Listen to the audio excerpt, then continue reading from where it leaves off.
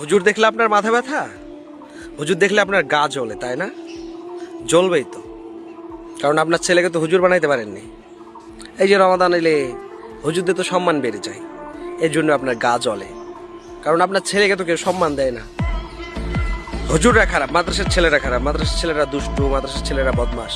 এই দুষ্টু বদমাস খারাপ ছেলেদেরকে নিয়ে রমজান মাসে তারার মানে কিন্তু বুঝি না, টানাটানি করো কেন? রমাদান মাস এলে কেন টানাটানি করো? তোমার ছেলে ভালো, তোমার ছেলেকে দিয়ে তারাবি পড়াইতে পারো না? হুজুরা তো খারাপ, তোমার বাবা তো ভালো, হুজুরদেরকে কেন তারাবির সময় টানাটানি করো? তোমার বাবাকে দিয়ে তারাবির নামাজ পড়াই দিতে পারো না? ও, কেউ মারা গেলে হুজুরদেরকে নিয়ে টানাটানি করো, হ্যাঁ, দোয়া করার জন্য। তখন স্মরণ থাকে না হুজুরা খারাপ, হুজুরা বদমাস, মাদ্রাসার ছেলেরা খারাপ। বাসায় যখন মিলাদ পড়াও তখন মাদ্রাসার ছেলে নিয়ে টানাটানি, কোরআন খতম নিয়ে টানাটানি, তখন তোমার মাথায় থাকে না মাদ্রাসার ছেলেরা খারাপ?